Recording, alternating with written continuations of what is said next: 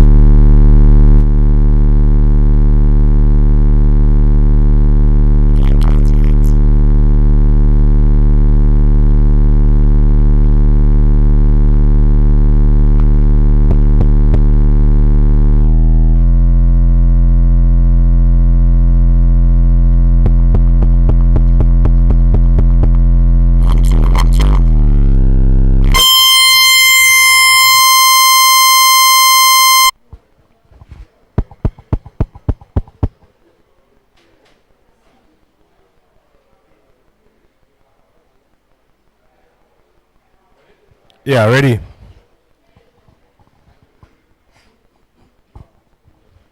Okay, good morning, ladies and gentlemen. Welcome to our virtual digital transformation series brought to you by the Ministry of Public Works and the Digital Economy through the Caribbean Digital Transformation Unit. Today we're hosting another successful event, and today we are featuring the various government departments and also quick delivery. The Virtual Digital Transformation Series was created to raise awareness of the innovative approaches possible and the necessary for the effective application of information technology. This series aims to ensure that everyone is kept up to date on the latest technologies being used to automate and simplify doing business in Dominica. The project implementation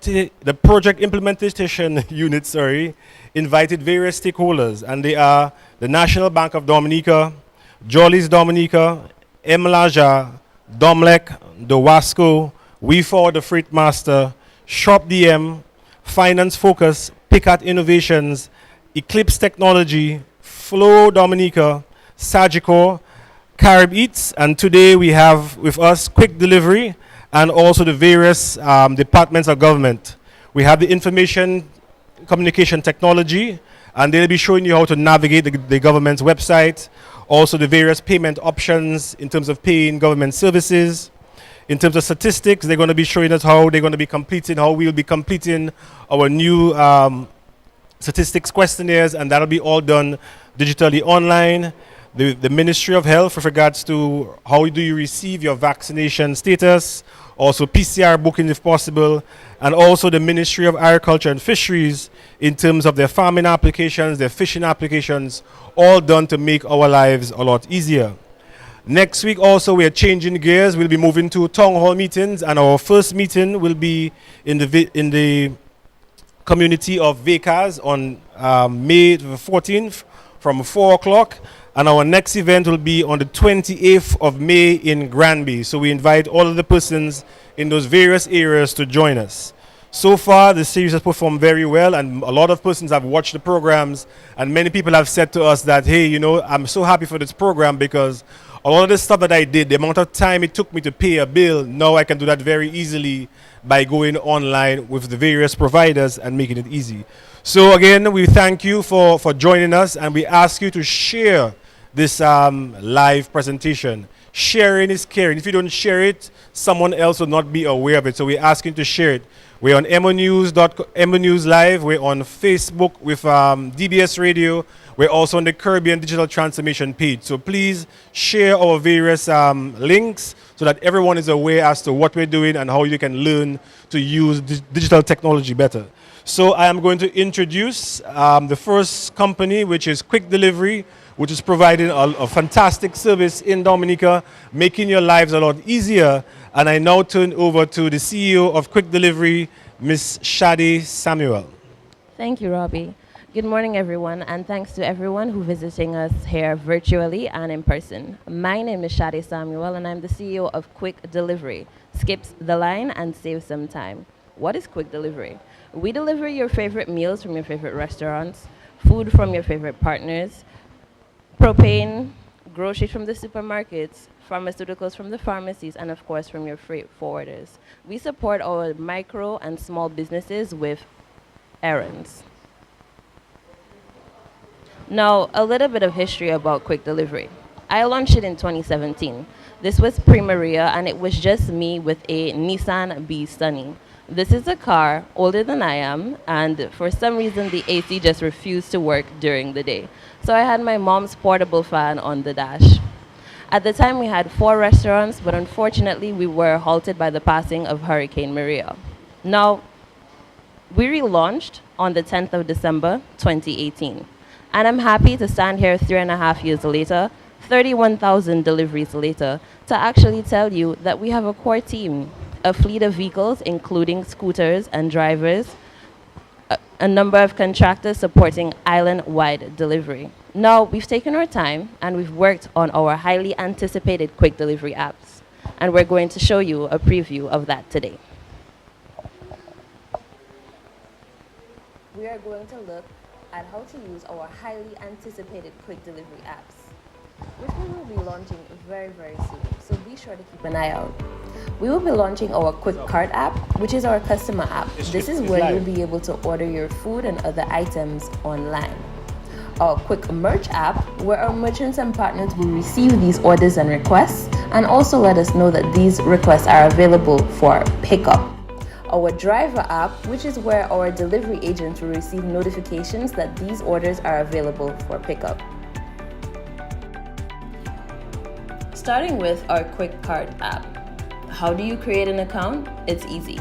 You can put in all of your details or sign up with Google or your Facebook credentials. Next, select your location. If you're off island, you can choose a location on island where you'd like your goods to be delivered to. Confirm your location. After I've selected the location, it will then show me all of the restaurants and merchants near me. What I love about this, I will see what's available from all of our partnered restaurants. I'm going to choose Dr. Waffle. I like crepe, so I'm gonna have a chicken crepe with Nutella. A little bit odd, but that's what I like. And let's get something from Mr. Tong here. How about some wings?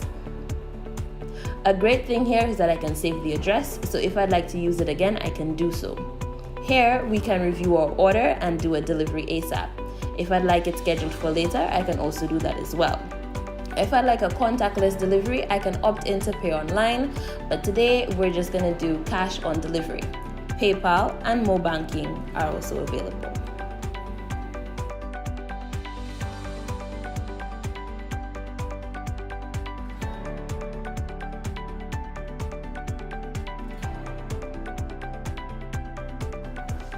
Our next app is our Quick Merch app. This is where our merchants and restaurants will receive orders. So the order that I just made with Dr. Waffle, this is where they will receive it. So as Dr. Waffle, they're going to sign in, they're going to accept the order. When they accept the order, I will receive a notification indicating that Dr. Waffle has seen and has accepted my order and that they're going to prepare it. After this, the merchant will then go on to indicate that it's available for pickup, which will then go on to the Driver app. And finally, our Quick Driver app. My order will be assigned to the nearest agent available. The agent will only see what it has been assigned to him. Once he selects the order, it will provide him with all of my necessary details. My location, my name, my contact details, the cost of the meal and delivery, and so on and so forth. Once the agent has hit start, this will indicate that the agent has picked up the meal, prompting the app to send a text message to the customer along with a notification detailing that their order has been picked up and that John Smith will be delivering to them shortly. Upon arrival, the agent will hit the Arrived button, sending a notification to the customer that the agent is outside, and successful when the agent has successfully completed the delivery. Now, we're going to take you back to the customer app. We're going to show you that you can actually track your order. Now, we do have the option for live order tracking, where you'll be able to see the delivery agent en route to you. And on this page, you'll also be able to see the time that you made the order, the time that the order was accepted by the merchant, being prepared, almost ready, when the order became ready, picked up by the delivery agent, and then finally delivered to your door. With our customer app, you'll be able to leave a review of the restaurant and the delivery agent, add a tip, opt in for contactless delivery, use coupons, and so much more. Super easy, super simple. It's all about your convenience with quick delivery.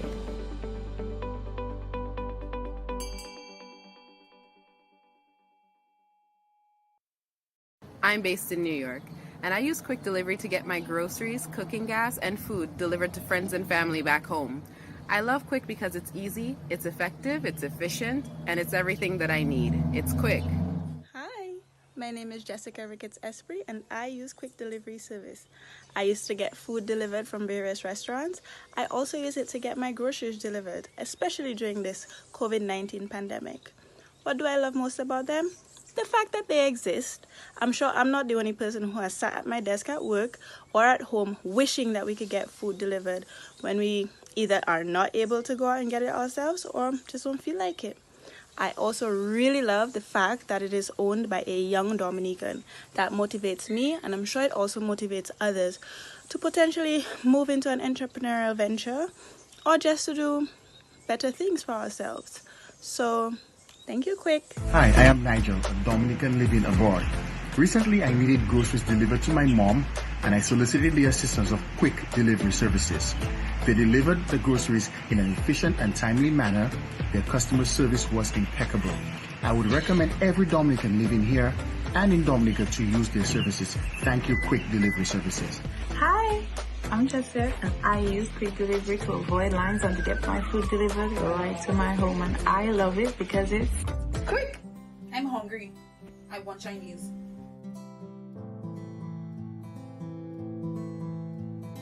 Hey, good day. I'd like to order chicken fried rice. Yes. Okay, I want a fried dumplings. Okay. And a portion of fried dumplings as well? Yeah. Add sweet and soy sauce? Yeah, for delivery. For just later? Yeah, have them delivered to me in Battle State. Yeah, we're using Quick. Thank you. Thank you.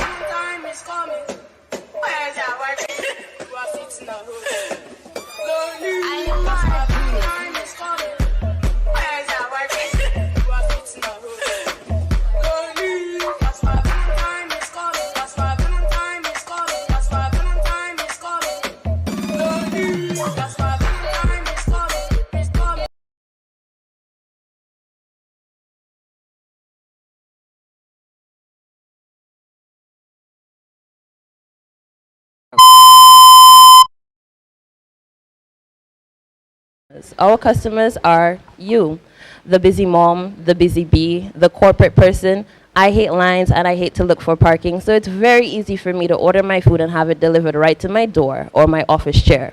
Now, the specifics. How does it work and how easy does Quick make it for you? It's simple. Call any of our partnered restaurants, request your order, request delivery, and that's it. We'll deliver. For our non-partnered restaurants, make your order, contact us giving us the details, and we'll deliver to your door. Now, okay, do we take cash? Do we take check? We take almost everything, all right? There are multiple payment options, including NBD Mobile Banking, cash, check, PayPal, Zelle, Apple Pay, Google Pay, and even credit and debit cards online, all right? So make life simple with quick delivery. Do you want to know where our list of partners can be seen? It's super simple, quickdeliverydca.com. Again, quickdeliverydca.com, and that's quick with QWICK, all right? Our team is very trained on customer service and making it easy for you to get everything that you need done, whether you're here or abroad. So again, make life simple with quick delivery. Thank you very much, Shadi, for this information. I have two questions for you. Delivery locations. A lot of people say this is too good to be true. The first one is, how long have you been in operation and how far do you deliver? So we've been in operations for the last 3 years. As it relates to food, we deliver from Jimmet to Point Michelle. And as it relates to pharmaceuticals and all of your other needs, we deliver island-wide. Wonderful, thank you very much. And traditionally, how long does it take to deliver items? And I'm sure there might be busy periods and stuff. You could maybe explain that to customers so they are aware that traditionally it may take X amount of time, but during the rush hour, because Dominica definitely has a rush hour now, how long should it take for them to get certain items? So we've taken into consideration a lot of things: traffic, the rain, just the average typical busy day. So like I said, we have a fleet of vehicles and we have a fleet of scooters, making it easy for us to deliver your food within 45 minutes. As it relates to all of your other needs, we deliver within 12 hours. Wonderful, thank you very much. So could you just repeat how can they contact you, your website, your telephone numbers, in case there are any issues before we close? Okay, so it's super easy. You can contact us at 245-0529. We are on WhatsApp as well, 616-7945, and visit our website, quickdeliverydca.com. That's QWICK, deliverydca.com. So thank you very much for that, Shadi. Congratulations to you and your company for being around for a very long period of time. 3 years is a significant portion of time. And obviously during that time you've learned a lot, and I'm sure your company is going to do a lot more to provide more services to Dominicans. And like she said, 3 years, they've been doing this business for 3 years. They accept basically all forms of payment, so really and truly, you have no excuse. If you're busy, please drop them a line, call them, use their app to make your life a lot easier. And she also even said, even if they're companies that are not listed on your site, if you contact them directly, they can actually go and pick up the stuff from those respective companies. So again, thank you very much. If you have any closing remarks, please go ahead. Thank you for having me. In addition to this, we are offering 20% off delivery to the government headquarters, the financial center, and Treasury building, right? So make sure you use quick delivery for all of your needs, your cooking gas, food delivery, groceries, pharmaceuticals, and so much more.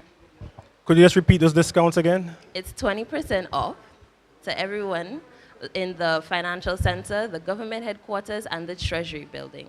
Wonderful. So persons who are employed with the government system, please capitalize on this wonderful opportunity to make your life easier. No longer you have to ask your supervisor to leave the compound and then walk, or try to drive and try to get parking.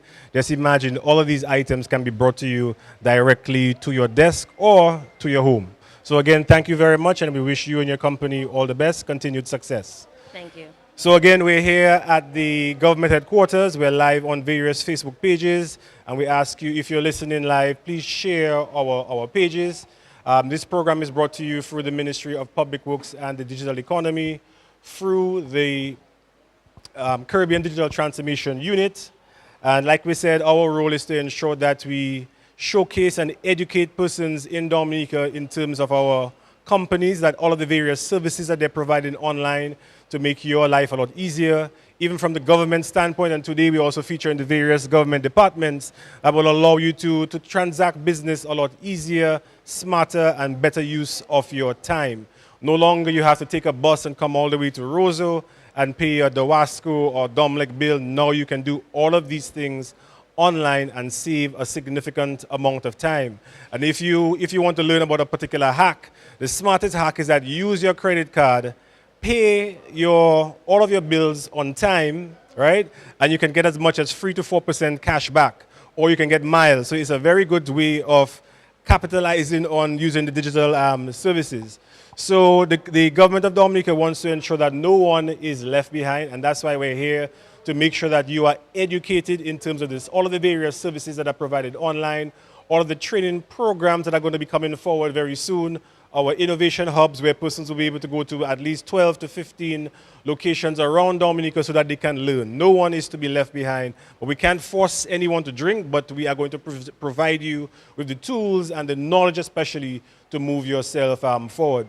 This Saturday, we're moving to a physical location. We'll be in the town of Vekas at 4 o'clock on Saturday. And next week on the 28th, we'll be in Granby at the Pierre Charles Secondary School. So we ask all of you, especially in those areas, to please come in and learn how to utilize digital technologies to make your life a lot easier. So today we have with us the statistical department who is going to speak to you about the new population census that will be ongoing in a very short period of time, or it may have started, but they are using a new way of doing things. They're going to be using digital technologies to ensure that they can collect the information faster, and that information can be also collated a lot faster. So I turn over to you, sir, to provide us with information on the wonderful news and about the technologies that your department is going to be using. Good morning, everybody.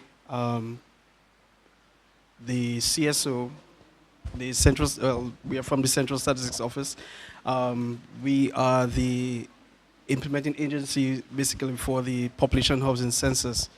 And if you all, the CSO basically, it is responsible for all national surveys. I'm just giving you a quick rundown as to what the purpose of the CSO is, right? Excuse me. Okay.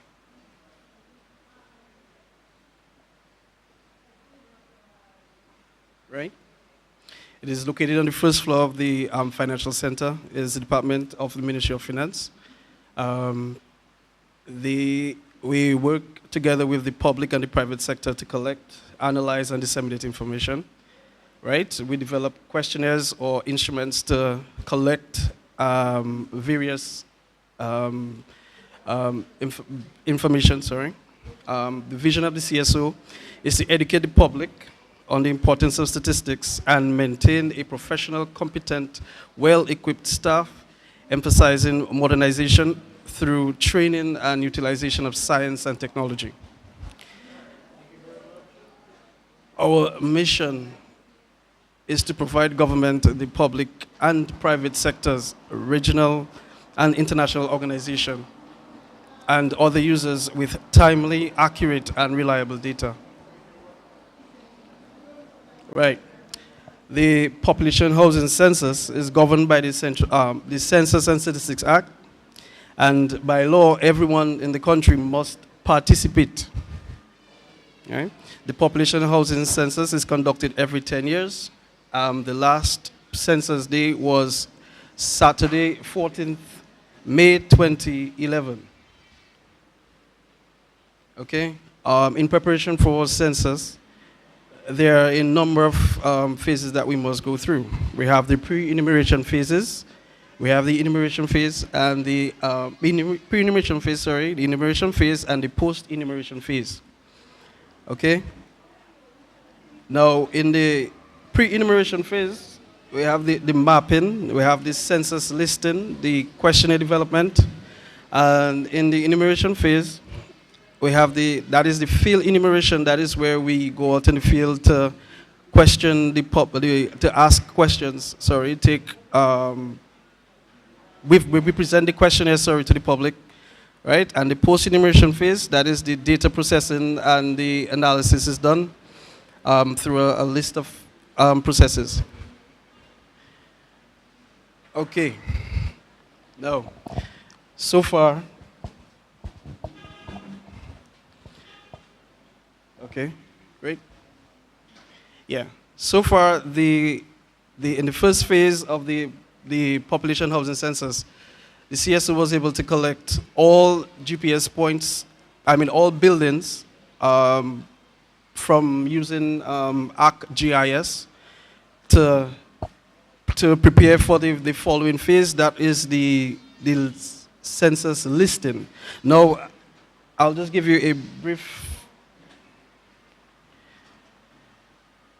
So basically, from the data collected in a particular parish, if you can look at it, that is what we have. Okay? That is the parish of the rest of St. George, basically, the St. George, part of St. George, sorry, where we were able to collect at least 2,382 structures. And the data that was collected, we used tablets to collect the data, and through, with the internet, we were able to monitor everything on the field. Live data, as a point is collected, we were able to analyze the point right away. And in the event, using the maps, in the event the enumerators missed certain structures, we would we would have asked them to return to that particular location. Now, just a minute. Okay. Okay, this is the actual dashboard we created in ArcGIS. So for the city of Roseau, there are about 5,102 structures. That is just basic structures based on observation, okay? And based on the observation, we were able to identify if it was a residential or non-residential, if it was a bungalow, if the status of the structure was, if it was damaged or not damaged, and etc.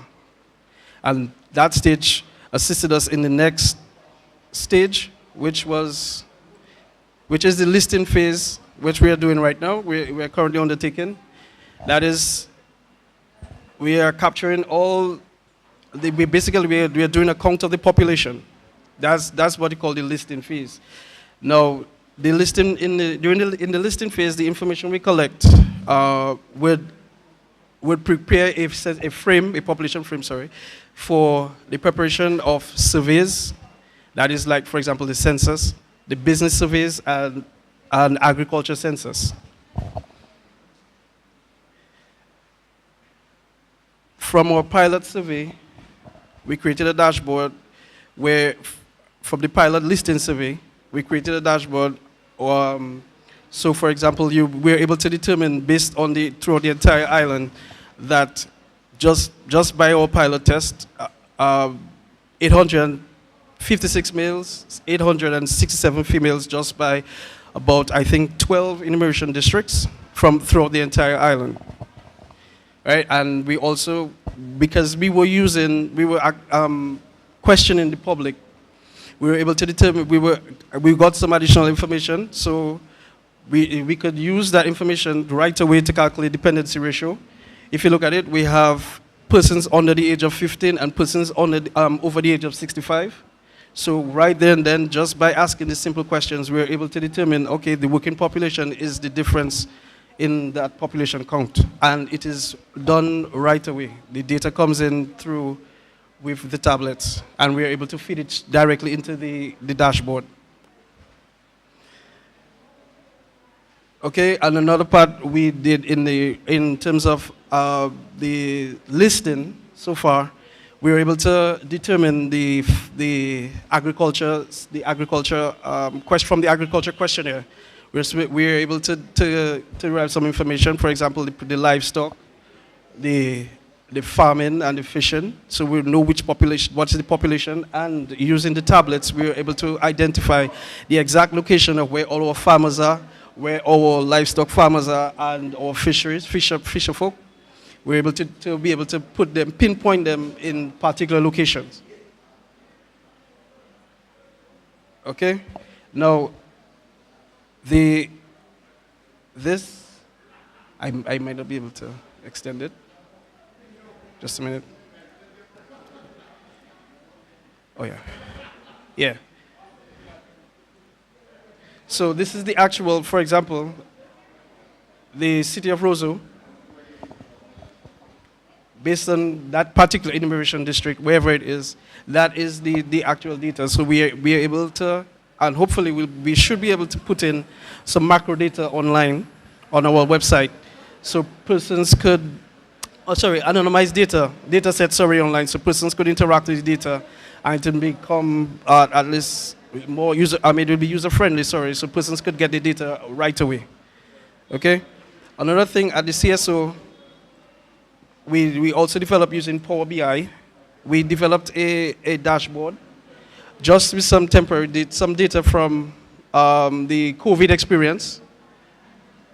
We were able to design our own dashboard for the island. So by particular communities, we could report using. Let me see if I first. Right? Where the COVID cases are. And that is our intention, to use GIS to bring out all the information we can from all surveys that we are conducting. Even if it may not be on the community level, but at least on the parish level. And that's the plan for the CSO. Previously, we were using paper, which took a lot of time. Paper would take years to generate that information we were able to do in 1 hour. Paper would have to take editing and coding and everything else. But the use of tablets, we're able to process it right away because all forms have all functions built in, and persons and the users, it is much more friendly, and the end users of the data can access it much easier. Now,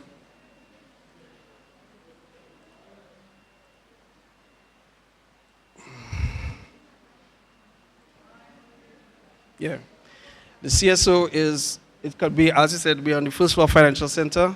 The email is cso@dominica.gov.dm. Stats.gov.dm is our website. And for our census theme is, yes, it matters, get counted. Thank you very much. So thank you very much for that very important information. I must say, as a Dominican, I'm very proud to see that the government departments have already begun using digital technologies to make the collection of information easier, the work of staff easier, and also hopefully the dissemination of information to all a lot easier. So congratulations to your department for that. I think one of the things that we have to do is that we have to continue, and that's why we've started this program in terms of communication, making sure that people are aware of what we're doing, okay? Because sometimes people like to say, oh, we're so far behind, but as you can see, Dominica is one of the countries that have been really using digital technology, but we just have to make sure that we make it available to individuals so that they can see. You said CSO quite a number of times, so not everybody captures what CSO. If you can just remind us what CSO stands for. CSO stands for the Central Statistics Office. Okay, great. You talked about GIS. Could you just explain that a little bit more? GIS, I think, I can't remember what the acronym is, but just to explain to people a little bit more how you're using GIS to pinpoint the homes, to make sure you don't miss homes and stuff like that. Okay. GIS, Geographic Information Systems, where we use satellite imagery to overlay, to design our maps, etc. And we use tablets or these instruments or GPS tools to identify the exact location of the houses. So this is one thing that you will always know: your house, once it's a concrete house, it will never move. So this location you have, wherever a building is, will always remain permanent. Right. The attributes may change. The persons within that particular household will change, but the structure will always be there. Okay, wonderful. Okay. So there are actually other departments that have been using GIS. I know planning department is one of the main ones that have already been using that for maybe older than I am, just kidding, but for many years, over maybe 20 years, they've been using GIS. In terms of Domlec and Dowasco, I know a lot of them use GIS to pinpoint where all the poles are and stuff like that. So obviously that makes life a lot easier. So one of the major changes this year you're saying is the use of tablets to improve the speed of the collection of data, but more importantly, the analysis of the data. Could you just touch on that a little bit more so the average person can understand? And when someone is going to come to their house, what are they going to see and what are they going to expect? And is it 1 million questions or 20 questions? Just a rough idea. Okay, in previous censuses, that is for over 141 years, we've been using paper. The paper, basically contain all the questionnaires, all the questions, and the enumerator would have to navigate their way through the questionnaire. Meaning, if there's a skip, they will find the skip. I'm just basically just going through it like that. If there's a skip, you will have to basically find the next question. However, in the tablets, that is the use of the technology, we would be able to use these skips that have already been built in. So in the event that questions show up and it does not refer to you. For example, in the population housing census, we have fertility questions. Fertility questions that doesn't really pertain to the male. So if you are a male, that will not show up. So that will cut the time in terms of persons navigating through the questionnaire. Now, all our questionnaires, as I said, is built in, and when it is very important that the nation takes part in it. The census is not, as the chief said sometime before, the census is not a political event. It is for each and every one of us. So when somebody comes to your home, they, first of all, before receiving a tablet, each of them, they are supposed to sign the oath of secrecy. So confidentiality, if in the event somebody's data is leaked, we would know exactly who that person is. Okay? Now, another thing, with the use of tablets, you will be going to a house about 3 times. The first time is to collect the point. The second time is a short questionnaire to indicate the number of persons in that particular house. And the third time is the actual census enumeration. The census enumeration, in times gone by, we would have to use a paper where we do the listing and the questionnaire. Now, that person who is doing the listing or the enumeration would have double tasks. So, but in this round of census, we're using the 3 phases.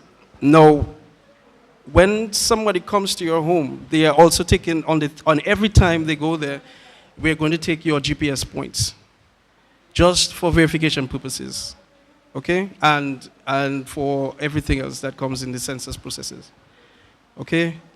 Yeah, I think that's about it, right? That's it all. Okay, thank you very much. So, like our friend said, it is very important for you to take part in the census. The census allows government to capture very important information that can help government and various departments to determine what training needs are required, what social assistance needs are required, and many, many, many other things. So we ask you to please join with not join, but to take part in the census program, answer the questions accordingly, and ensure that you provide them with accurate and timely information. We're very happy that they're going to be using the digital technologies, because obviously in terms of the collation and the calculation and the tabulation of information, that will be done a lot faster and hopefully more accurately once persons provide the best information. We also know that the various persons taking the census have to sign as oath of secrecy and a particular document. And the great thing again is the use of technology. If they share information, it's easy to identify which tablet may have shared that information. So again, if you have any final words, we want to thank the Central Statistics Office and to the Chief who's here in support, to thank them for taking time out to join us here in this virtual series. Like I said, we are continuing this with a physical presence in various departments. We'll be in VCAS on the 14th, which is a Saturday at 4 p.m. We'll be in Granby on the 28th. So we also invite all of the other departments. It's an opportunity to jump on board on those particular programs, again, to ensure that persons in the various communities are aware as to what's going on. So any closing words from you, sir? Yeah, I just want to ask everybody to please, whenever the enumerators visit your homes, at least give them a chance. They are young, first of all, and we really wish and pray that you would at least give us the basic information. And thanks to everyone for allowing us to showcase what we are doing at the CSO. Thank you very much. So again, thank you very much for this. Again, this program is being brought to you by the Ministry of Public Works and the Digital Economy, and is being brought forward and implemented by the Caribbean Digital Transformation Unit. The project manager of this unit is Dr. Joel Japea, and she's also making a special appeal for everyone to not only watch the series, but to also share the series so that persons can listen to it. All of these series, all of the presentations are live online, where all of the various companies have presented how to use their systems. So we ask you to join our Facebook page, the Caribbean Digital Transformation page, MO News Online, DBS Radio, and if you search for the Virtual Digital Transformation Series, you will be able to see all of the various companies that have taken part. And the companies that have taken part so far is the National Bank of Dominica, Jolly's DM, Mlaja, Domlec, Dowasco, We4, the Freight Master, Shop DM, Finance Focus, Picat Innovations, and Eclipse Technology, Flow Dominica, Sagico, Quick Delivery, and Carib Eats. So all of these companies, we really want to thank them for taking part in this series, but more importantly for being able to offer Dominicans all of these fantastic opportunities so that you don't have to stand in line, so you don't have to waste, I don't want to call it waste time, but to make better use of your time to make your life a lot easier. And today we're focusing on the various government departments, and we just had the Central Statistics Department office that did a fantastic presentation showing us how they will be using digital technologies to collect data, but more importantly for the data to be calculated and tabulated a lot faster, and then they can share that information and also make data available for many of us in different areas to find different ways to make it to our benefit. Like I said, next week we'll be beginning our town hall series. And now we're going to turn over to the Ministry of Agriculture very shortly. So we're just trying to make sure that they are ready. And if they're ready, tell us what you need so that we can move forward. So again, thank you very much for joining us. And we still ask you to share. Sharing is caring. And we want to thank, again, all of the companies who have been part and parcel of this. And hopefully they will continue and more companies will actually join on board to do that. So you had National Bank of Dominica, where you can apply for your loan online, you can apply for your visa online, you can contact them online. You have Jolly's Dominica that provides online services. You can see their products online and purchase their products online. In addition to that, they even provide space for other companies to showcase their products. So all of these companies are doing a fantastic job. You have Mlaja, which is a mobile wallet which allows persons with an account of them online to send money to persons with an account or without an account, and persons and companies who accept those transactions, you can do transactions with them. You have Domlec and Dowasco utility companies, so now you can actually pay those online. You no longer have to walk all the way to High Street. You no longer have to walk all the way up to the Negmawa site unless you want to do some site visiting.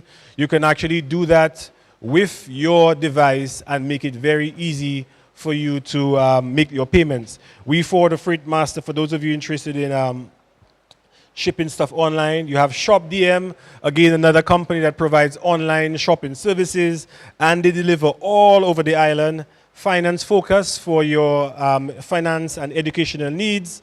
Picat Innovations that provide technology. Eclipse Technology that provides technology services, because when you're online, you have to ensure that your company is safe and your data is secure and your staff's data is secure, so they provide all of these. Flow Dominica for your internet. Obviously, you need to have a fast and reliable internet service. Sagicor for your insurance needs. Again, you can check your policy online. You don't have to call someone to give you that information. So many companies are already offering the services. And you have Carib Eats and quick delivery in the event that you want to buy food online, you want to shop online. All of these companies are already providing you with the ability to shop online, pay online, whether you're in Dominica or you're out of Dominica. So right now we're going to turn over to the Ministry of Agriculture and Fisheries, who are going to also do a wonderful presentation to you. And we again ask you to share this presentation that you're viewing live. Thank you very much. So we turn over to the Ministry of Agriculture. Green dot, and you're up to go. Yes, good morning. Adisa Trotter from the Ministry of Blue and Green Economy, Agriculture and National Food Security. The Ministry, my colleague, Mr. Kurt Hilton. So we're quickly going to give you an overview of some of the digital tools and technologies that we use at the Ministry. We have the Ministry website. Here you could find all the information you need in terms of the different divisions, the units, the services that we offer, our projects, publications, and our partners. We showcase our Minister of Agriculture and our Permanent Secretary. Some of our services are our produce sellers license, hucksters, registered pesticides, user fee programs, phytosanitary certificates, farmer profiles, applications for imports and manufacture of pesticides, application permits and applications for import permits. So anyone wants to find any additional information can visit this website and you could get the different services that we offer and the relevant information. In addition, the Division of Agriculture, this is our website where we also highlight the different units within the division, the programs, different announcements and publications.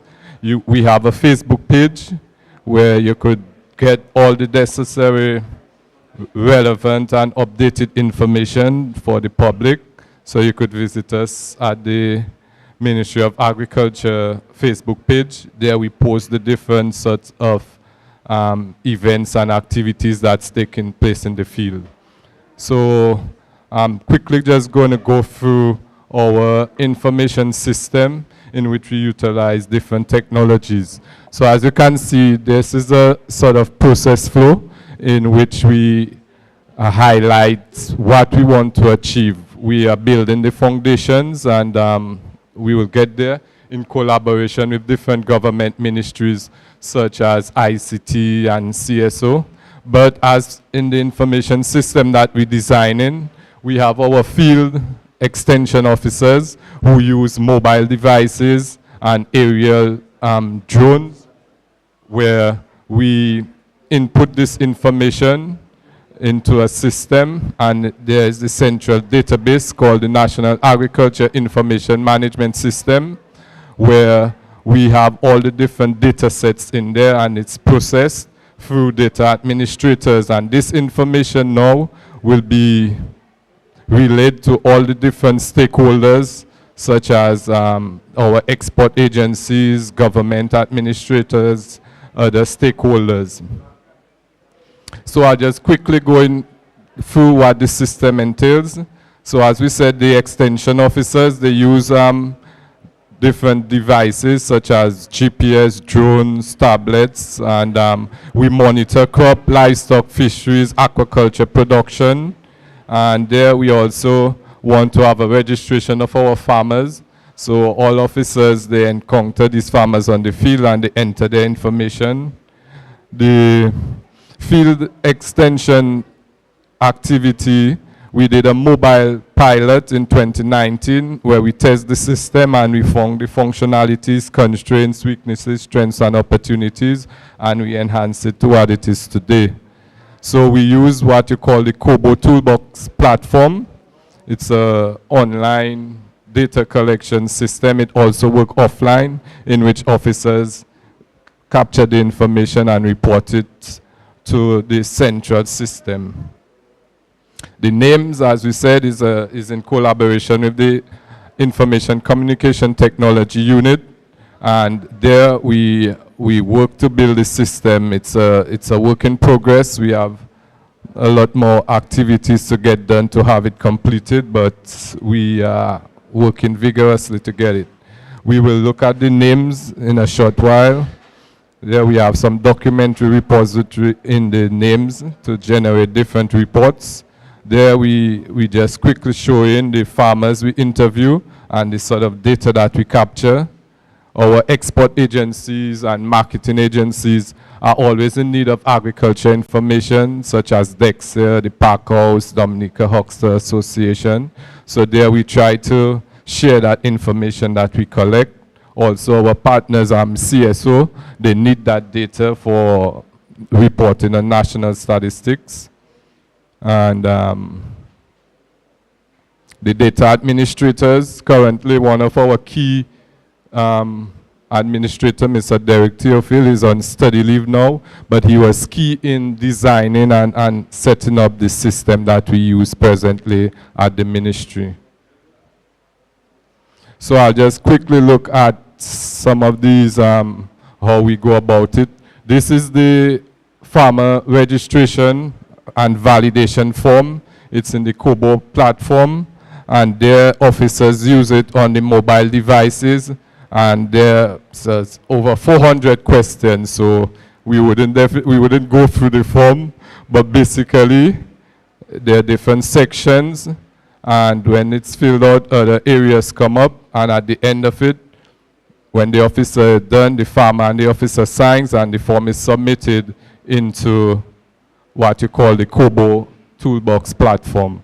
There, you can see all the farmers that we have, well, not all the farmers, but the farmers that have been captured, and their geo-reference point have a high level of accuracy.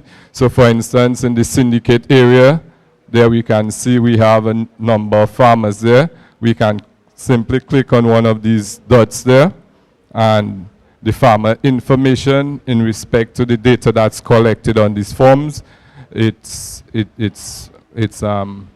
captured in there, and there you could see all the different sort of data that's captured on the field, the date of the visit, the time arrived, who was met, all the different questions that were asked to the farmer, his nationality, the status, identification, and series of information.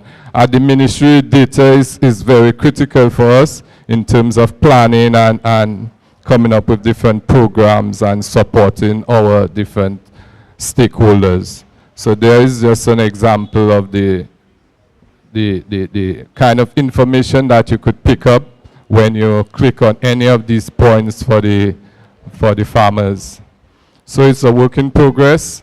When all this data is entered into this Kobo platform, we use a system called R. It's a statistical software in which we process that information, we clean it up, and we generate these automated reports. So that's a quick diagram of how the system works. We've changed, as CSO mentioned earlier, all the paper-based questionnaires and surveys. We develop an e-questionnaire, and we use these handhelds. We put these questionnaires in the the mobile devices, and then the officers interview the farmer. The data then goes to the Kobo toolbox, and the statistical software R is used for generating automated reports. So that's an example of an automated report here. And here now is the sort of information within the reports: farm visit summaries, program agency supported, the purpose of the visit, crop establishment data, fertilizer monitoring.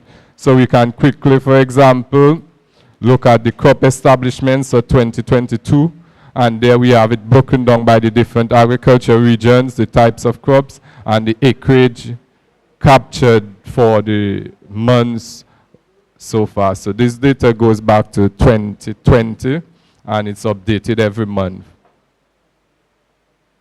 Now the intention, this is the National Agriculture Information Management System. So the intention is all that field data that we capture to have it stored within our database that's been developed by ICT. And there now, there's a series of, as we say, all the information that we captured in the field, we sort of have it broken down into different sections. And there you could click on any one of these tabs and see the relevant information that has been captured. And we want to have a section where we can develop certain reports. So anyone could log in here and generate the type of reports that they're looking for. Well, not anyone, but once you have a user account set up and we are logging credentials, you could get in onto the system and get the necessary data sets that you're looking for. Now, in addition to this, we have, as mentioned earlier by CSO, we use QGIS, which is the Geographic Information Systems, and we record or we have the data. So for instance, our livestock farmers, we have an idea where they are, crop farmers, and then now you can process that information to basically look at the farming information in terms of acreages, in terms of gender, farmers, the different crop categories, etc. So the intention is to have all this information on what you call the Dominode platform. As mentioned, is a platform used by government agencies. It's a platform used by government agencies such as physical planning, lands and surveys, Met, the WASCO, and agriculture as well, in which all GIS or Geographic Information System layers are put onto the system.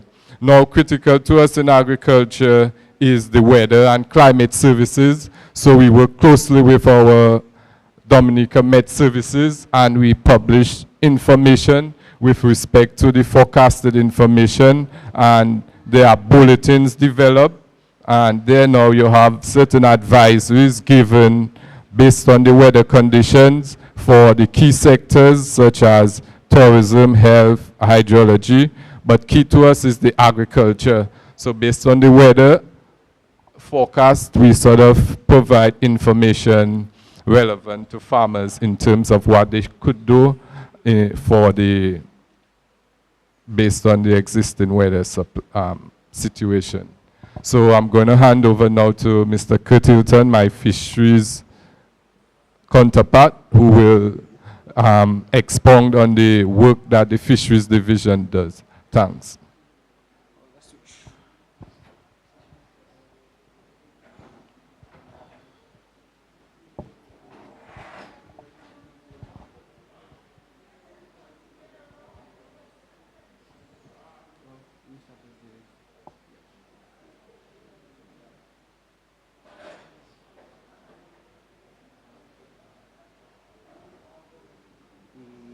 You do have full screen?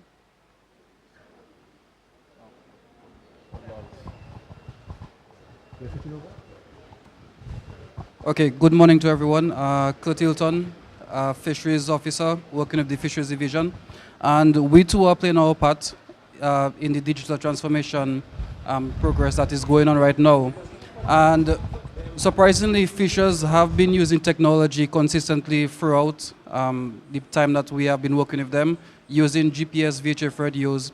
And for us in the fisheries division, our main concern is with data collection. So I just want to share with us quickly what we are doing with data collection and fisheries division in Dominica. So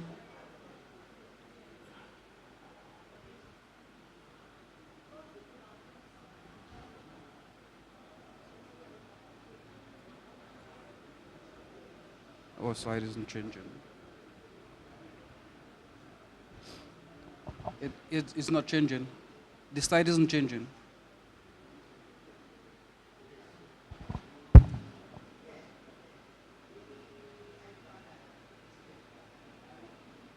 Okay, so I'm not sure.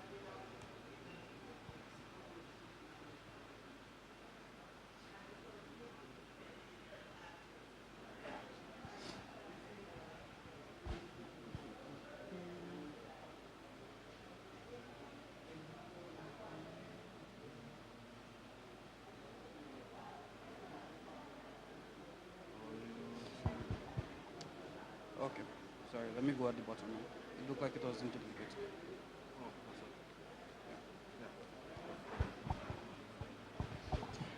All right, so in Dominica, we have 13 landing sites where we have 9 data collectors, which are located around Dominica, which are responsible for collecting data from the fishers.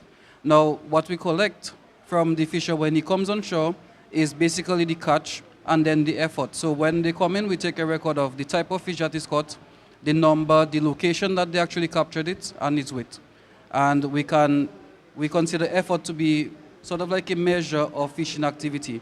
Now, important for us to consider, along with where we have our landing sites and where we have our data collectors, are the areas where there are no data collectors.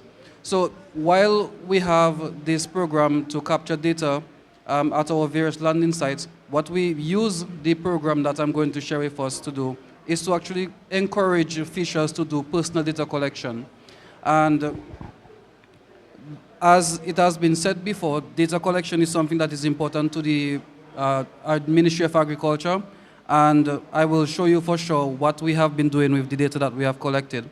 Now, I just want to quickly show you how it was before when we had to use a paper-based system, and if you're like me, you sort of get a little bit flustered with some of the more complex things, especially when you can make it a little bit simpler. So the fisher would have been given this form, and they would have to enter the information, putting in their boat, their vessel registration number, their landing site, their name, and then go through and enter this document. And I mean, if you're like me, it's already looking confusing, and we wanted to make it a little bit simpler. So with that information, it would have additionally given them information on their income and expenses, but they would have had to done it manually on their own. And understanding the sector that we work on, we want to ensure that things are always easy for our fishers and even for us, so that we get back the correct information that is needed. So with everything that the fisher would have recorded, we find out that his balance would have been $665, with his income being $840 and his expenses being $175. While this was fine at the time, seeing that technology has developed, we, with the help of Mr. Derek Theophil, developed what we call the fisheries or the fisher logbook for Dominica, which I will show you. I will not go through it, but what we are always available and willing to go through. Oh, this one. We are always available and willing to go through the entire form with fishers. We actually demonstrate and teach new entrants this entire form, because personal data collection is important not just to us but to them, because we want to encourage fishers to treat fishing as a business and move away from the culture where they just go out to sea, they come back, they have no idea if they make any expenses, they have no idea if they make any income, or what their expenses are. So using this form, the link to it is tinyurl.com/DominicaFish, which is this link here. And we encourage fishers to actually go on here. Our data collectors are using this platform even now as we speak. And as mentioned before, it makes analysis of data 100% better. Because previously we would have had to wait a month, but now we can get all our data in by the 30th of the month and then start preparing reports to give us a better indication of what is happening in the sector and where we need to move forward within the sector. So, what are we capturing with this form? We capture everything that I mentioned before, but we take a look now at the trip, where we capture boat identity, the trip, the information about the crew, and if I can just jump ahead, which is important for us, we capture information on the fish species and whether or not record the expenses portion of the trip is necessary or needed. So again, I don't want to go through the entire form, but we encourage fishers to reach out to us, and even family members of fishers to reach out to us to get a better understanding of how the form can benefit you and how you can move away from the paper-based system. So with all the information that we have collected, we have not been sitting on it and playing the games or running around with it, but we use that information, and when we do our analysis, we are able now to come and we can say we know for sure the areas where all the fish catch is happening around Dominica. So in the slide that you are seeing now, it shows where the majority of fish catch is recorded around Dominica.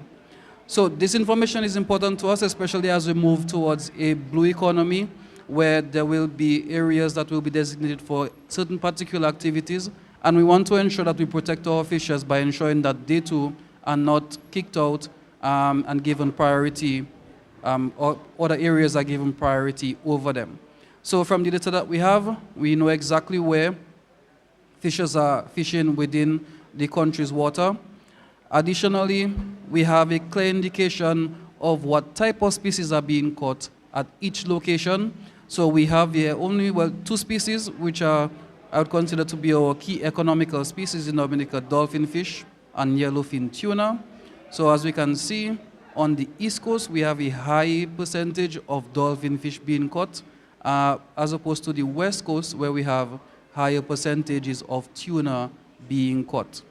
Additionally, we are able to identify whether or not some trips fishers go out to use the fish aggregating devices, which are just man-made devices that would cause fish to gather at one point, making fishing trips a little bit more easier and more accessible. We are able to know for sure at what point in the month they would have the highest usage, and also to determine whether or not the deployment of fads are actually making a difference in Dominica.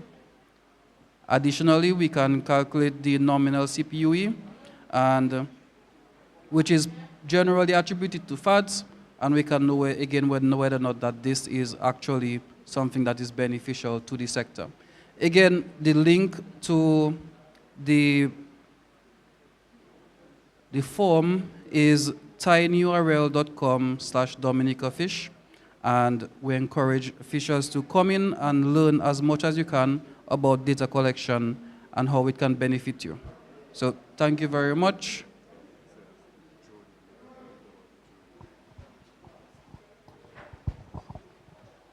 So quickly going to conclude by basically looking at some of our information captured with our drone technology.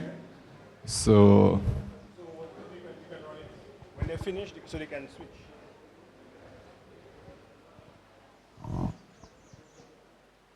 So these are an aerial footage of what the drones can do for us in agriculture. Here we can see the farmers, the land that is being tilled, and he's definitely spacing his potato crops or his potato seeds.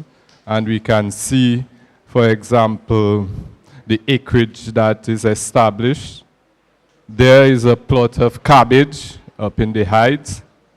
And this is a aerial footage that the farmer wanted to basically look at his land in terms of the different assets, the rivers, types of trees, the slopes of the land that he has. So drone technology for us in agriculture is definitely something that we're pursuing presently. The Food and Agriculture Organization is assisting in training our extension officers to become certified drone pilots.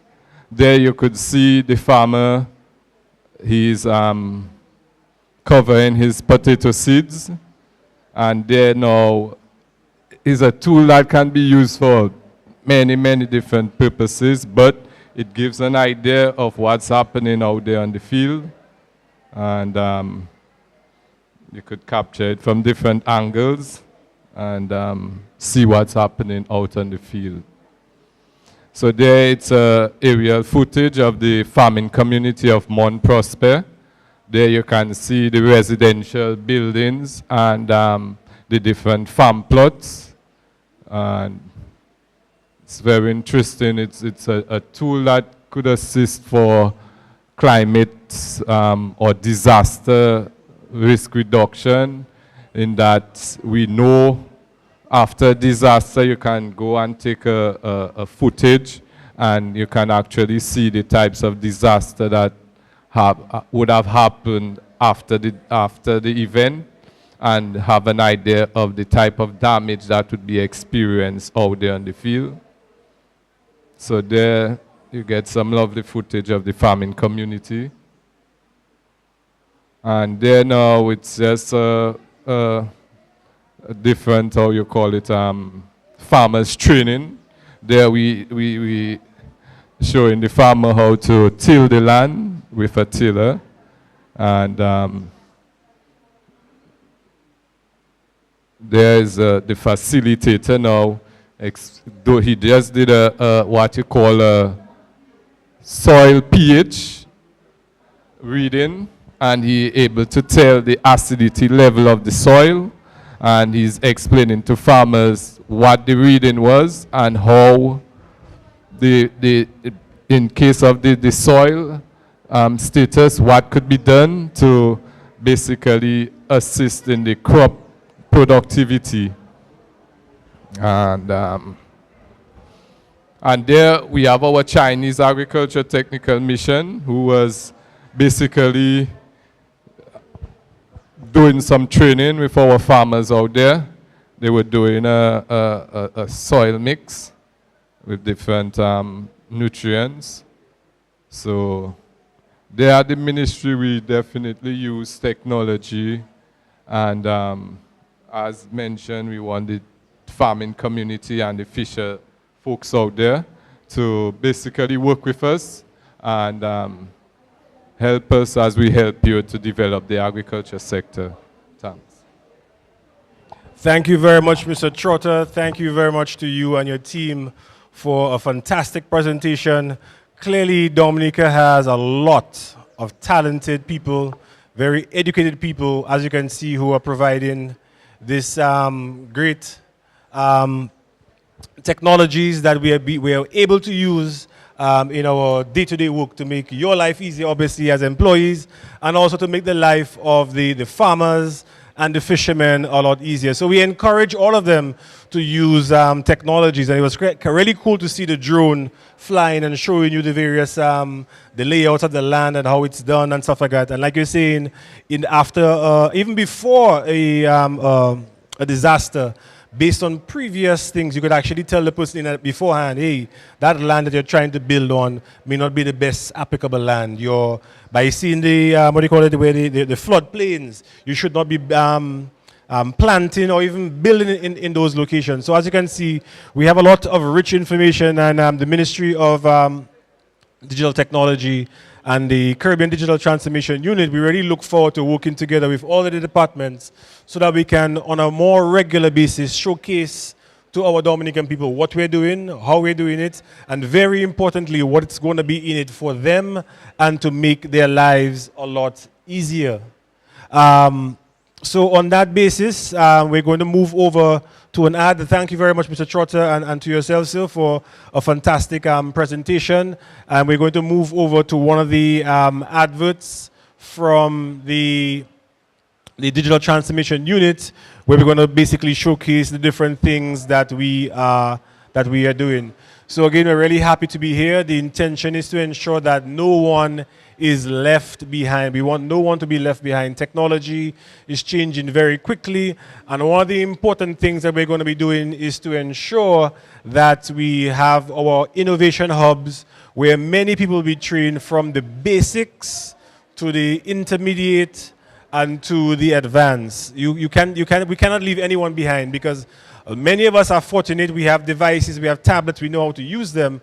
But as things are changing, there are many persons who are not used to using the various devices, and we have to ensure, even from the basics, that we teach them how to use a device, how to fill out forms on the device, how to use a desktop, just to ensure that none of our people are left behind. So again, we want to thank all of the various companies that have taken part so far in this virtual digital transformation series.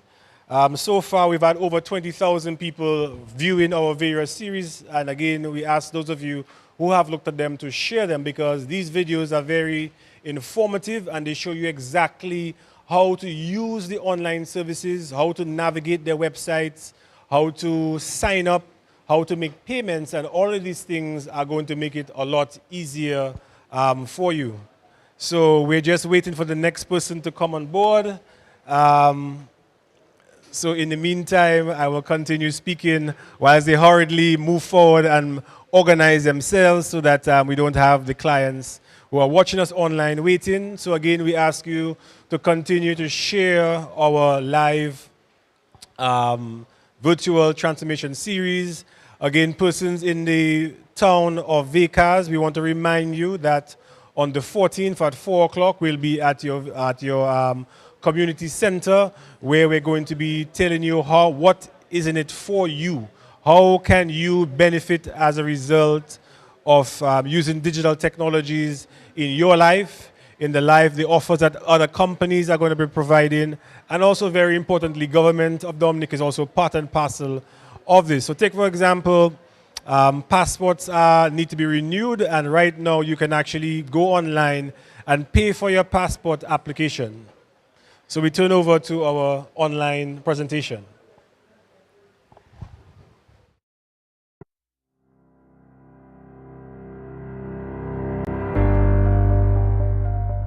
We all admire the ways in which technology has improved our daily lives.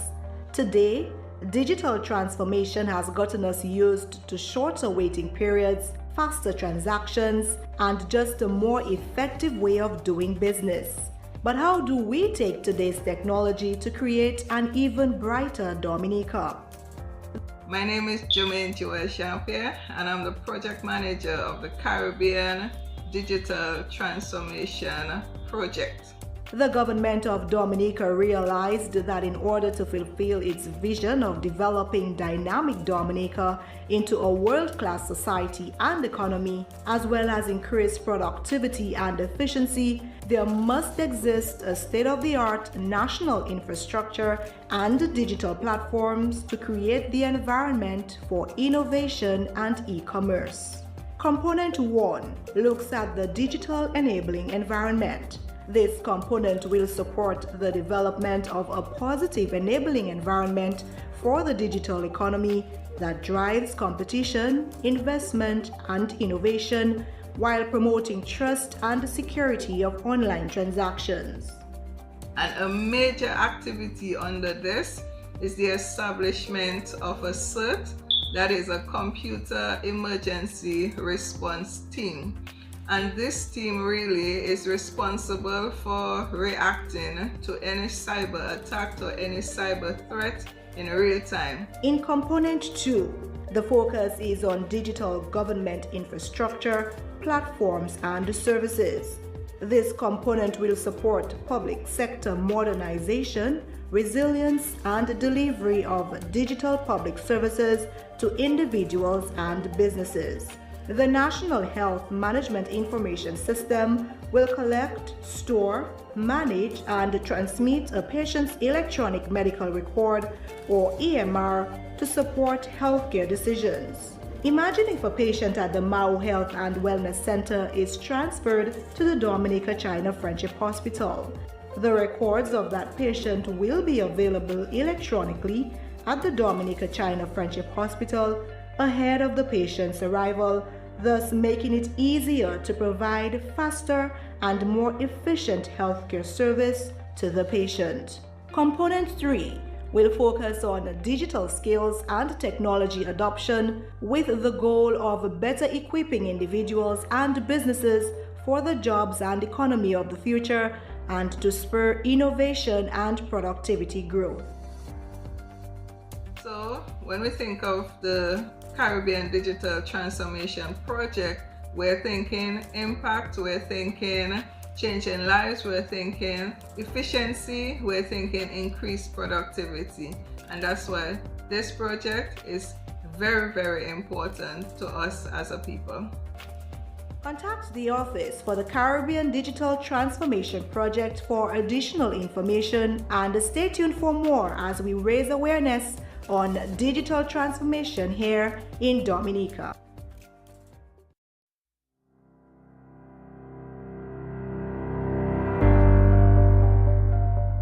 We all admire the ways in which technology has improved our daily lives. Today, digital transformation has gotten us used to shorter waiting periods, faster transactions, and just a more effective way of doing business. But how do we take today's technology to create an even brighter Dominica? My name is Jermaine Joel Jean-Pierre, and I'm the project manager of the Caribbean Digital Transformation Project. The government of Dominica realized that in order to fulfill its vision of developing dynamic Dominica into a world-class society and economy, as well as increase productivity and efficiency, there must exist a state-of-the-art national infrastructure and digital platforms to create the environment for innovation and e-commerce.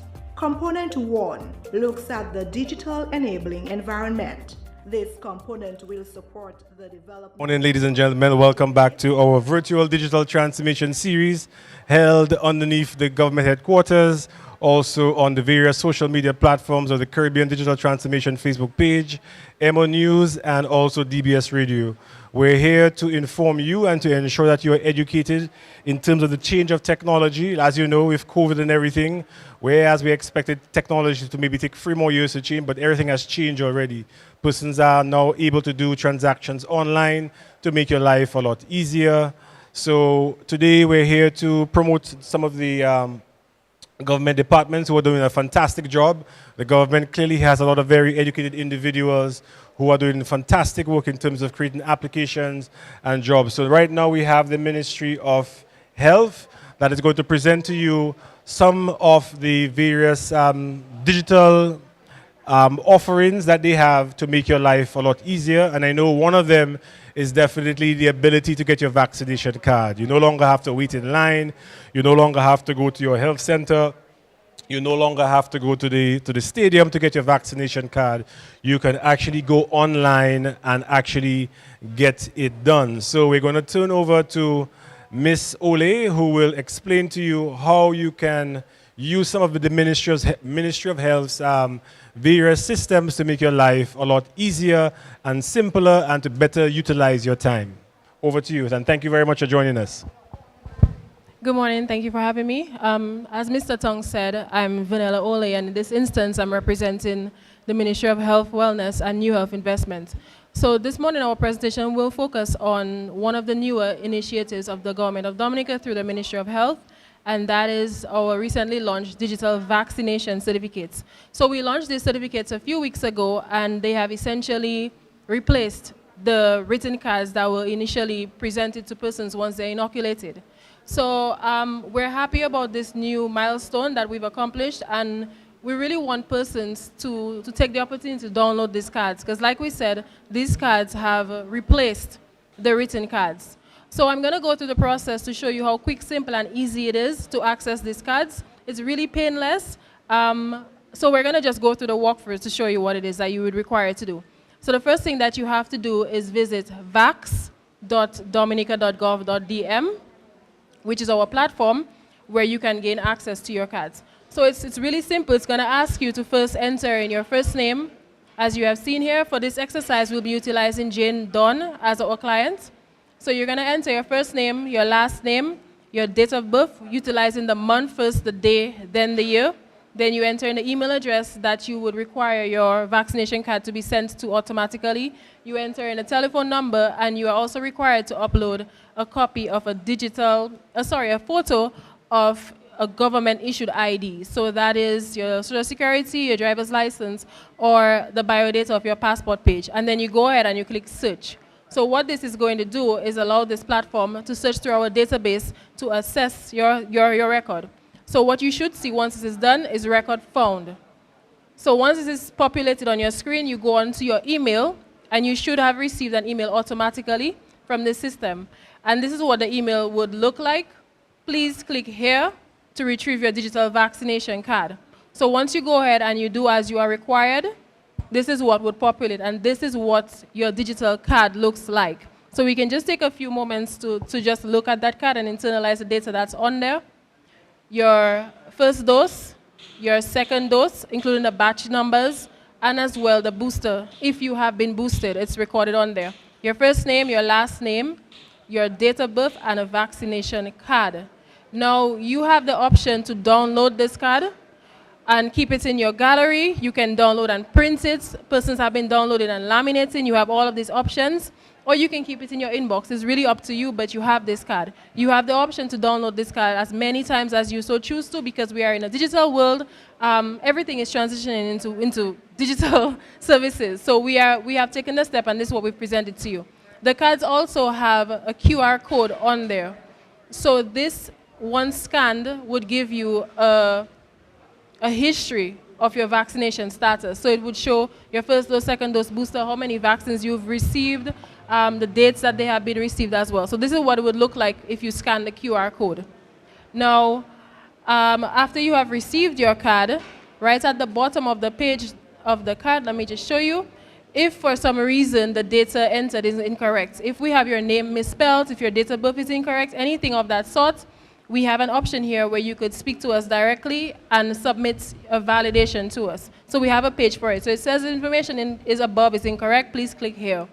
So this is what the validation page would resemble. So your name, your last name, and your date of birth is displayed, and this is the page where you'd be required to enter your first name. The middle name is not a requirement, but you have the option to go ahead and do that. Your last name, the date of birth as well, again, month first, day, then year, the email address, and comments. So this is where you let us know, my first dose is not correct. My name is spelled incorrectly. Whatever issue that you have noticed on your card, if there is one, this is where you would stipulate this so we can know what the issue is. Now, if you have a copy of the past digital cards, the written ones who are no longer valid, if you have a copy of this, you are able to upload it here, an image of this, a JPEG, not a PDF, and as well the government issued ID is a requirement. And you go ahead and click submit. So what this does is this sends a message to us directly that this person has a concern with their card. So we receive it on our end, and within 24 to 48 hours, you would receive a response via email as to the status of your vaccination card.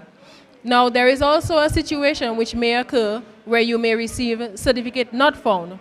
There are multiple reasons why your card may not be found, and this is why we have another validation page. So if it says certificate not found, verify that the data entered is accurate. If it is not accurate, click here to submit a query to us. So this is what the second validation page would look like. Again, your first name, middle name, if you choose to do that, your last name, the date of birth, email address, and the comments. So this is where you state, I am not able to access my digital vaccination certificates. If you have the previous written cards, you can go ahead and upload this to us, and of course your government issued ID, and you go ahead and submit.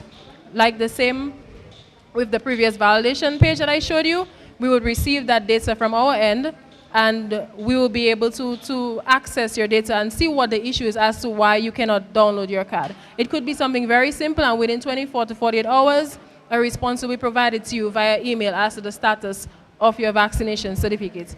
So it's very simple to access these cards. Like I said, very quick, very simple, very painless process, and we are here available to assist you with any issues that you have. We have numbers that you can contact us at.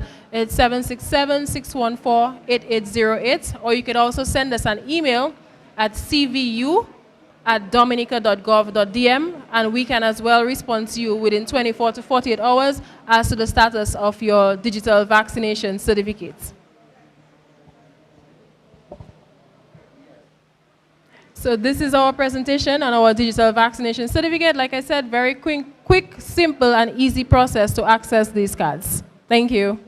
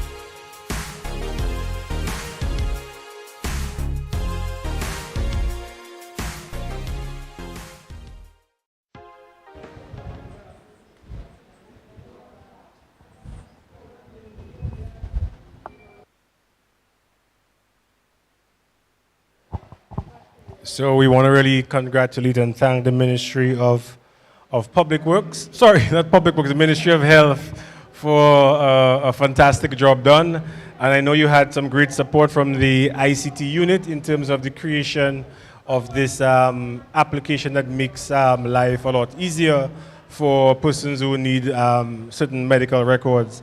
From the ministry standpoint, are there any other services that you offer online that you just want to mention to the persons listening?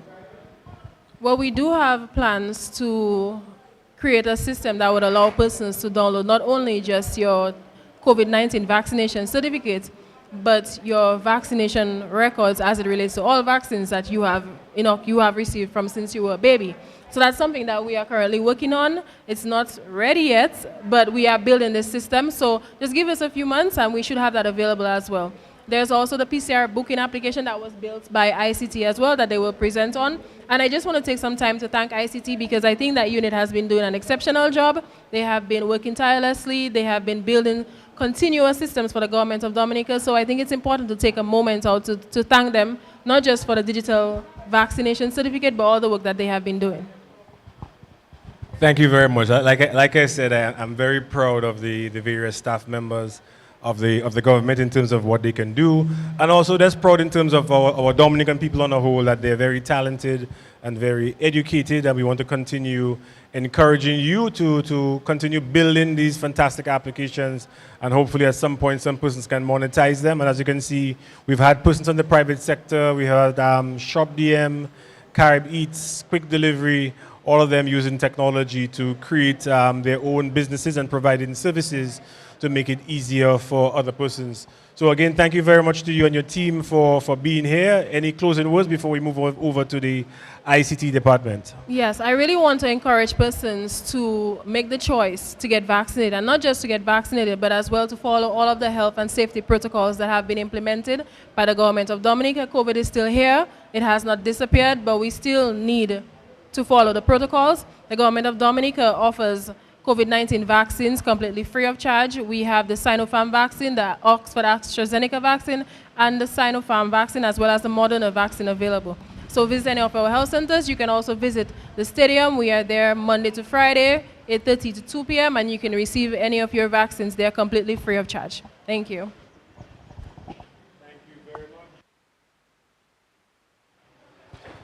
Thank you very much, Ms. Ole, for your fantastic information. And again, to all the teams that have been here so far. So far, we just want to again congratulate and to thank the various companies that have participated in our virtual digital transformation series. And these companies are the National Bank of Dominica, Jolly's Dominica, Mlaja, Domlec and Dowasco, our utility companies. We for the Freight Master, Shop DM, Finance Focus, Picat Innovations, and Eclipse Technology, Flow Dominica, Sagico, Quick Delivery, Caribbean Eats, and clearly we have team members of the government of Dominica. So far, we've had the statistics department that provided information on the new census that will be done very soon, and how they are capturing the information and how they're going to use digital technologies to capture the information to ensure that the data is tabulated very quickly and we can use this information properly. We've had the Ministry of Health, thank you to the team, showing us in terms of how you can get your vaccination information very easily, and hopefully soon all of your vaccinations from the time that you're a baby, all of them can be presented. So when you're traveling, it's very easy to provide the information to other countries, or when you're going to your doctor, all of the information is there. No longer will you have to have your exercise book that has gotten wet. All of the information would be online and readily available. Again, thanks to the Ministry of Agriculture in showing us in terms of the various applications and the way they're moving forward in terms of using technology to monitor farms and to provide the assistance that is required. So instead of someone having to actually go on a farm and walk the entire farm, they're actually using drones that can go up in the air, show the topography of the land, show how you're planting, whether you're spacing them properly. The same thing for fisheries. I heard there's even drones for under the water so they can see the coral and see if they're in proper health and so on and so forth. So again, we really want to congratulate all of the various departments for all of the fantastic work that they're doing. And right now we're going to come over to the the ICT department, Information, Communications and Technology, they are the backbone of the government system, and they are providing all of the support. They are the ones creating many of the applications that you and I are using to make life a lot easier. Are you guys ready? Yes, they are ready. So we're going to turn over to Lynn Del Sol. She's the head of the unit, and also Mr. Charles, who will be presenting to you the green button. That's the big green. The left one. Let me see.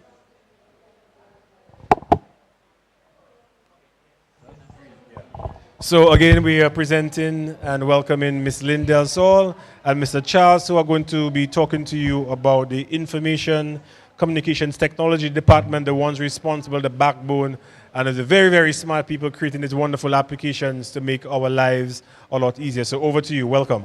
Thank you very much. A pleasant good day to all. My name is Lynn Del Sol, Acting Director of the Information Communication and Technology Unit, which falls under the Ministry of Public Works and the Digital Economy, headed by Mr. Roland Roy and Honorable Cassani Laville. Needless to say, we are in very capable hands. With me today is Mr. Charles Louis, Database Administrator at the ICT Unit. The purpose of the ICT Unit is to enhance service delivery through the use of technology. So every application we develop hinges on the sole commitment, which is using technology to provide timely and efficient services. Without further ado, we present a snapshot, just a snapshot, of some of the magic created at the ICT Unit. We will start with the government web portal. So, go to the screen. Yeah.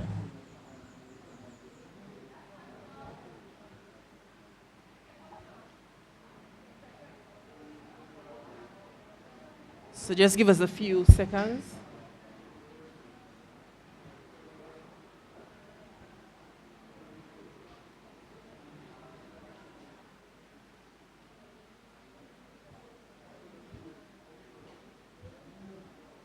Okay, just give us a few seconds. We're having some technical difficulties.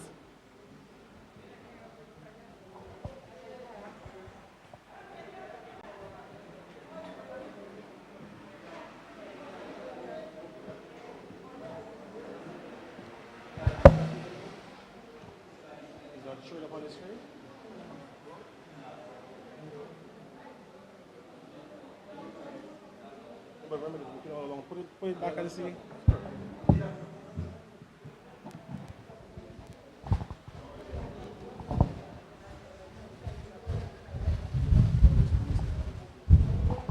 So ladies and gentlemen, please bear with us.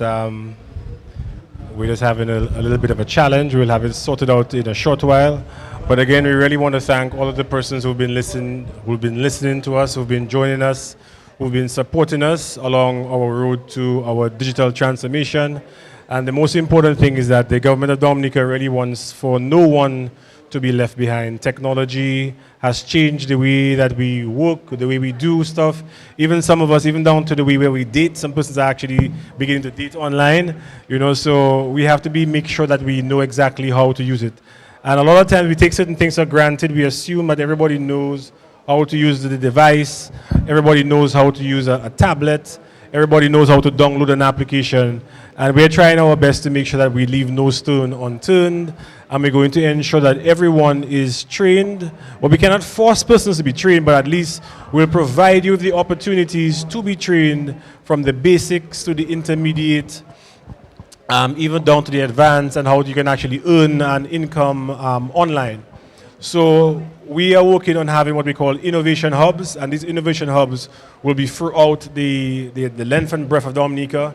We're hoping to have between 12 to 15 of them, which means that whilst training is going on in one main area, that training will be broadcasted in all of these particular stations, and persons can actually go there and learn without having to leave the comfort of their area and drive all the way to the city and incur additional cost.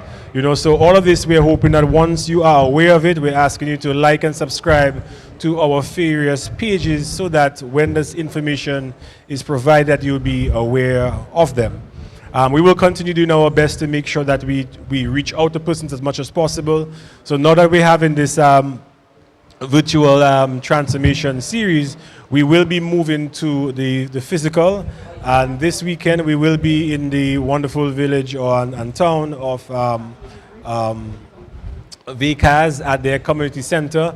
We'll be using the various community centers to make sure that persons in the community who may not have had a chance to listen to what we're talking about, who want more information, who want to interact with us and some of the companies that will be there, your opportunity will be there at your various locations.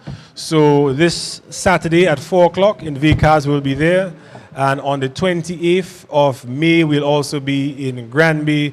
So every 2 weeks, we're hoping to be in a different location, and we're hoping to touch every single city, every single town, every single village, so that persons who are not able to watch it online or to listen online or may not have a necessary device to do that, they can actually come to that location and see it live, interact with the various people who are there, and to continue moving forward.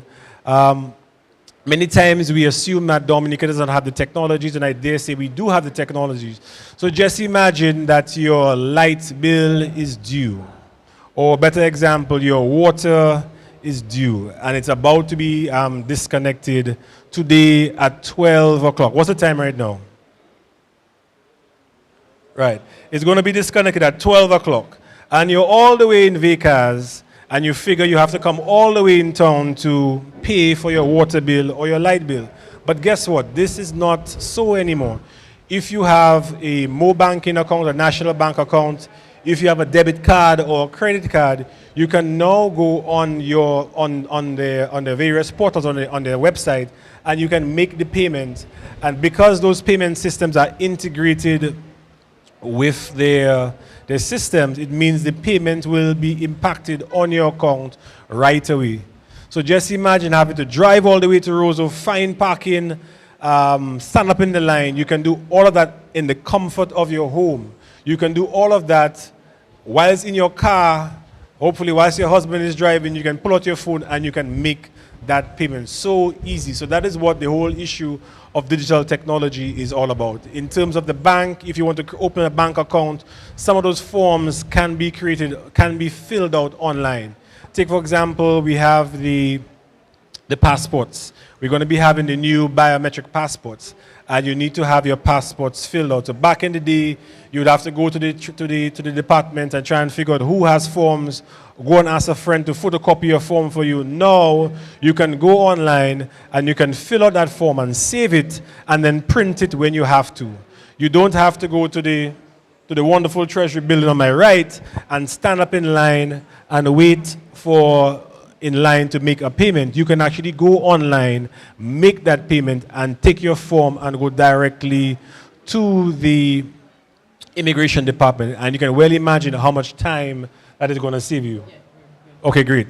So things have changed, and companies and the government are already having services in place, and that is why we're here to make sure we educate you, and we'll be coming to you. When you hear about these things, please invite all persons who are not sure as to what is going on so that they are aware and that they are educated and knowledgeable. So we're going to turn back over to the Information Communication Technology Department, ICT, to Lynn and her team. Thank you very much. Thank you very much. We sincerely apologize for the earlier glitch. So we're good to go now. So the first web portal is dominica.gov.dm. Charles will do the presentation. Dominica.gov.dm is the government's web portal. So this is the site you go to get access to government services. So should you need to find out information on the laws of the country, on the ministries, departments, or general information about the public service, government, you will go to that website. It's also important to mention that every ministry and department of the government of Dominica has a website. So on the website, there's a section that shows the most recently updated articles. So this is where you'd go to see what was published most recently. We have our COVID section and recent application forms. The service center will provide information such as the government directory, notices, vacancies, scholarships, and other forms and things of that nature. And at the bottom, we have free cards that are focused on. Excuse me, just to add, which is just as important, the government directory. So no longer would you have to call the operators. There's a government directory online. Right. Right. So at the bottom of the site, there are free cards that are focused on the citizens, businesses, and visitors. So under this citizens section, you will see that there's a link on how to apply for your passport, how to obtain your birth certificate, and so forth. Similarly, there's information related to the other entities attached to their sections. So for the purpose of this demonstration, I'm going to click on the link, the link that allows you to access the passport form. It'll take you to this page, which gives you basic requirements for obtaining the passport form. And there is also a link to download the new application form, which you can fill out. So it's a PDF you can download, and then you can fill it out, and then bring it into the immigration department along with the other documentation that's required. Now, as for the other documentation required, one of them is a proof of payment for the form. So you could either choose to go to the Treasury Department and make the payment there, or you could use the e-payment portal and make the payment on the portal. But seeing that we're encouraging digital economy and nobody wants to wait in line, we have the e-payment, which is ICT's biggest application thus far. To get to the e-payment, the URL is epayment.dominica.gov.dm. So the e-payment is almost like Amazon, where you can get almost every government services on there. To date, I think we have over 70 government services. So Charles, if you could click. So you go to epayment.dominica.gov.dm. For example, you want to pay for your passport or your birth certificate. But in addition to the passport and birth certificates, we have a host of other services, which, just scroll down. Okay, certificate of title copies, title forms, and so on. But for the purpose of today's exercise, we will focus on the passport form.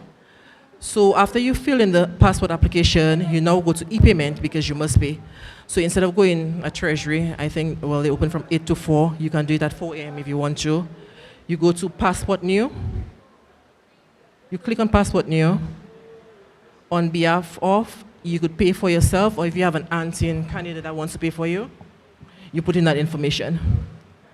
So Charles is going to pay for a passport on behalf of Auntie Sue.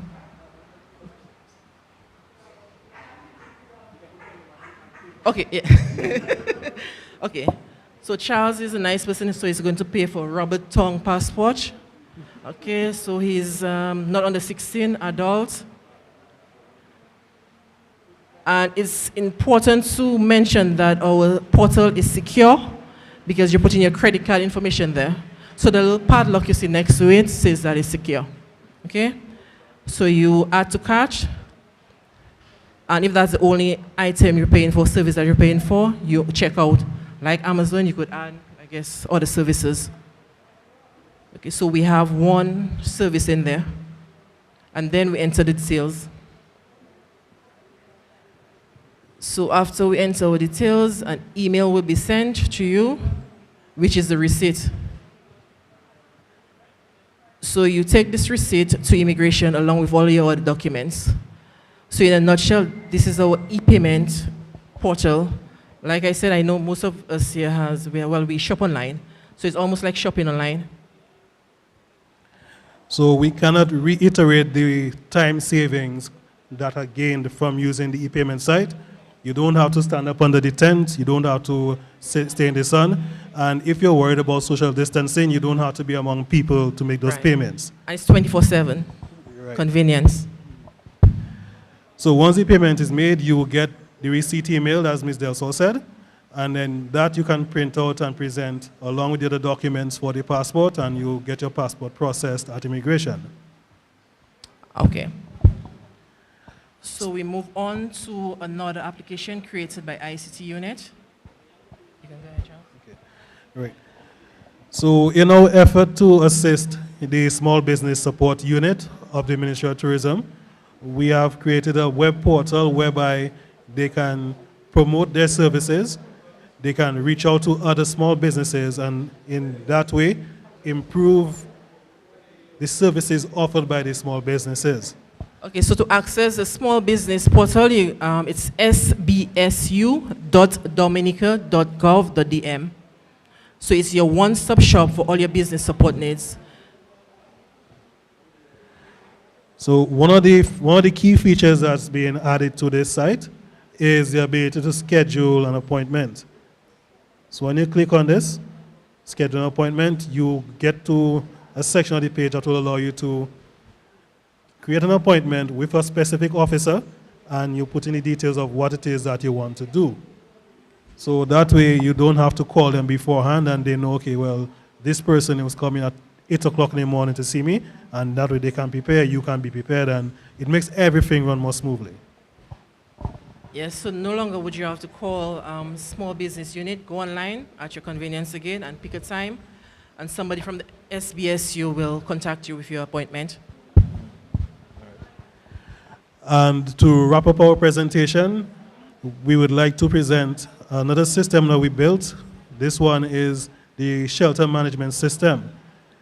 It's very timely, seeing that we're in approaching the hurricane season. So this system was developed for local government, and it allows us to capture data on the shelters. So local government will be able to see which shelters are available, how many people are in the shelters, and things of that nature. But there is a part of the system that faces the general public, which will show them the list of shelters and also a map of Dominica with the shelters on it. So, okay, but to access the website, it's sheltermanagement.odm.gov.dm. So on the screen now, we have the map of Dominica. As you can see, there are multiple pins on it. So each of the pins is a shelter. And if you click on the shelter, sorry. Okay, for example, if you are from Point Michel, and you can do so now, don't wait for the hurricane season, and you want to know where your hurricane shelters are located, so you click on Point Michel. So the pin that's here, you click on it. Right. There's a little pop-up that lets you know the capacity and whatnot, but then if you click on the name of the shelter, you will see an image of the shelter, so that way, when you're driving past, you know, okay, well, this building is a shelter. So, and the name is also there as well. It's the community center and the capacity. Right. So you can zoom into the map, you can see the location on the map, and just to clarify any doubts you may have, there's a photo attached of the shelter. That way, if you're driving past, you will see it and okay, this is where I have to go. Okay, so we will do Roseau as well, the capital. And there are several shelters in the town of Roseau. So we zoom in a bit.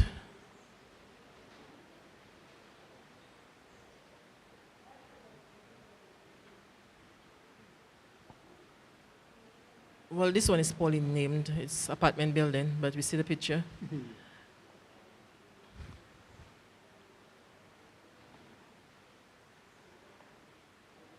Okay, the Kings Hill Baptist Church is also a shelter.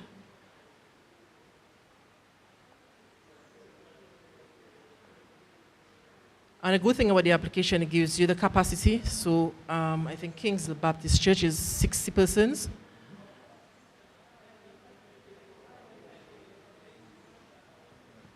Okay. Yeah, so the Kings Hill Baptist Church can take 60 people. At present, it is closed as a shelter. That just means that right now it's not housing anybody. But in the event of a disaster, or in the case of it being activated, the status will change from closed to open, or some other relevant status.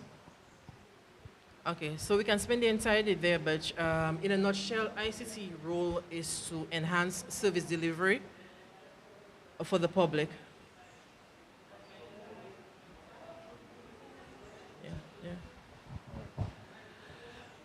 So We've done our presentation, and we'd like to thank you for being captive viewers. And we hope that this presentation provided more information on what it is that we do and how it is that we serve the general public and the public service. Okay, and this is just a snapshot of what we do at ICT, and we take our commitment seriously. Every application we develop hinges on providing quality service to the public and public officers. So this is it for us. Thank you for having us. Okay, well, thank you very much for that, Lynn and Mr. Charles, for that wonderful presentation. I know you could actually be here for the entire day because I know there are many more applications that your department have created and continue to create and continue to improve on. And we want to really thank you guys very much for that.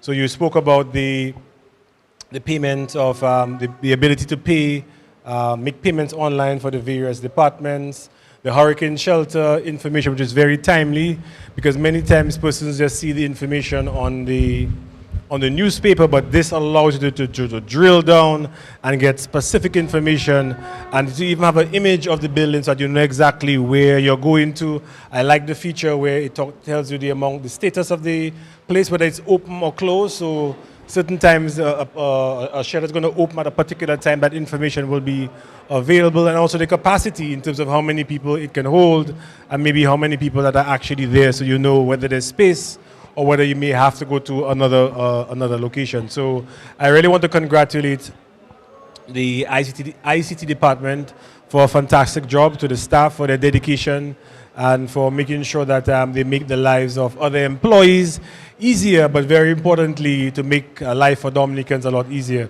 I'm not sure if you have any closing words, anything that you may have forgotten to say, any interesting and special apps that are going to come forward in the next 3 to 4 months. You may want to just give us a little sipsy on that.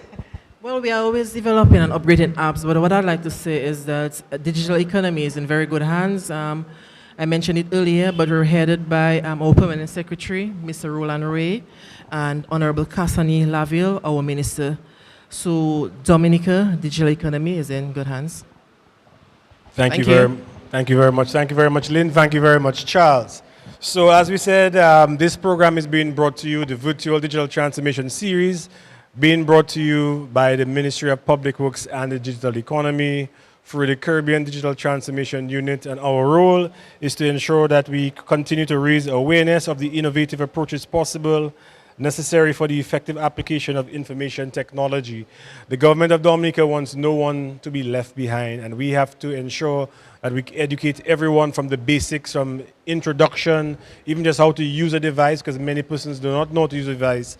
And we are also working on creating various innovation hubs throughout the country to ensure that you have access to learn.